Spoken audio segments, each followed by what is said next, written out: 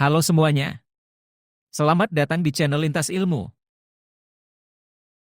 Tahukah kau bahwa pernah terjadi perdebatan di antara tokoh-tokoh bangsa mengenai hak asasi manusia yang menentukan pondasi dalam bernegara? Perdebatan seru tapi konstruktif ini terjadi pada sidang BPUPKI. Peristiwa ini sangat penting dalam sejarah Indonesia karena berkaitan dengan pembentukan dasar negara kita. Mari kita lihat bagaimana tokoh-tokoh pendiri bangsa bermusyawarah dan beradu argumen dalam menentukan masa depan dan pandangan hak asasi manusia di Indonesia. Sidang BPUPKI atau Badan Penyelidik Usaha Persiapan Kemerdekaan Indonesia adalah momen krusial dalam sejarah Indonesia. Badan ini bertugas untuk merumuskan dasar negara Indonesia merdeka. BPUPKI mengadakan 2 kali sidang, yaitu sidang pertama pada 29 Mei sampai 1 Juni 1945 dan sidang kedua pada 10 sampai 17 Juli 1945. Nah, pada sidang kedua, tanggal 11 Juli 1945, salah satu topik utama yang dibahas adalah hak asasi manusia. Anggota sidang berjumlah 19 orang yang merupakan panitia khusus yang diketuai oleh Soekarno. Untuk menyusun draft UUD, yang topik utamanya HAM, maka dibentuk lagi panitia lebih kecil. Panitia kecil ini diketuai oleh Supomo. Anggotanya adalah Wongso Negoro, Ahmad Subarjo, A. Maramis, R.P. Singgih, Haji Agus Salim, dan Dr. Sukiman. Draft yang disusun panitia kecil tersebut pun selesai pada tanggal 15 Juli 1945 dan dibahas lagi dalam forum yang dihadiri seluruh anggota. Draft tersebut ternyata belum mencantumkan tentang HAM. Maria Ulfa pun angkat bicara. Maaf, ini kok tidak ada bahasan tentang hak asasi manusia ya? Padahal HAM termasuk hak dasar warga negara. Ruangan sidang pun menjadi riuh.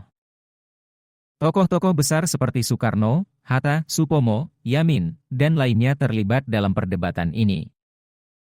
Supomo berpendapat kira-kira, aku sengaja tidak mencantumkan tentang HAM di draft UUD itu karena negara kita berpaham negara integralistik, sedangkan konsep HAM itu berasal dari negara-negara barat yang berfaham individualistik.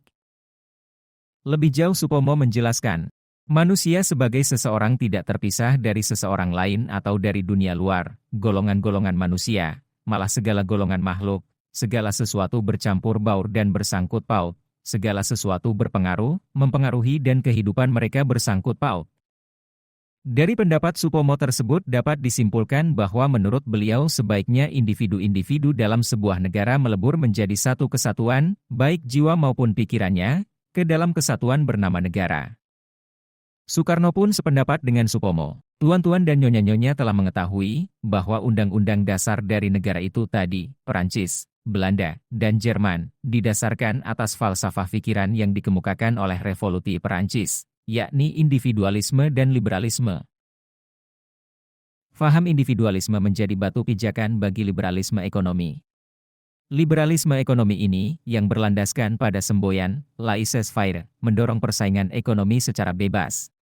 Sehingga, lahirlah sistem kapitalisme. Liberalisme ekonomi ini memberi hak sepenuh-penuhnya kepada sebagian orang saja untuk menghisap, memeras, dan menindas manusia yang lainnya. Timbullah yang disebut exploitation del homme par el homme, atau eksploitasi oleh manusia atas manusia yang lain. Dengan adanya imperialisme itu, tuan-tuan dan nyonya-nyonya terhormat, kita 350 tahun tidak merdeka. Maka India tidak merdeka. Maka Mesir tidak merdeka, maka negara lain tidak merdeka. Soekarno menyindir konsep des droits de l'homme et du citoyen yang menjamin kemerdekaan politik setiap orang, yakni kemerdekaan berbicara, berserikat, berkumpul, menyatakan pendapat, dan lain-lain, tetapi tidak memberikan kemerdekaan di lapangan ekonomi. Soekarno melanjutkan pidatonya dan mengajukan sebuah konsep yaitu keadilan sosial. Tuan-tuan terhormat, kita menghendaki keadilan sosial. Buat apa Groundwet yang menuliskan bahwa manusia bukan saja mempunyai hak kemerdekaan suara, kemerdekaan hak memberi suara, mengadakan persidangan dan berapat, jikalau misalnya tidak ada sociale rechtvaardigheid? Yang demikian itu. Buat apa kita membuat Groundwet? Apa guna Groundwet itu kalau ia tidak dapat mengisi perut orang yang hendak mati kelaparan? Bung Hatta juga menyoroti tentang dimasukkannya des droits de l'homme et du citoyen atau Deklarasi Hak Asasi Manusia dan Warga Negara, ke dalam Undang-Undang Dasar.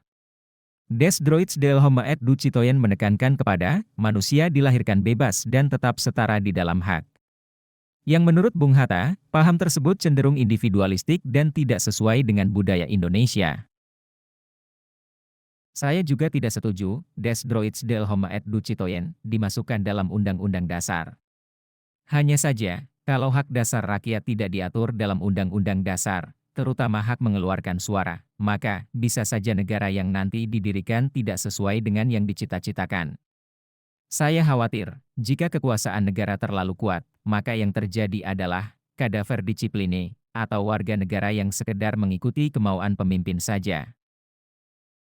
Ia berpendapat, memang kita harus menentang individualisme, dan saya sendiri boleh dikatakan lebih dari 20 tahun berjuang untuk menentang individualisme ini. Kita mendirikan negara harus di atas dasar gotong royong dan hasil usaha bersama.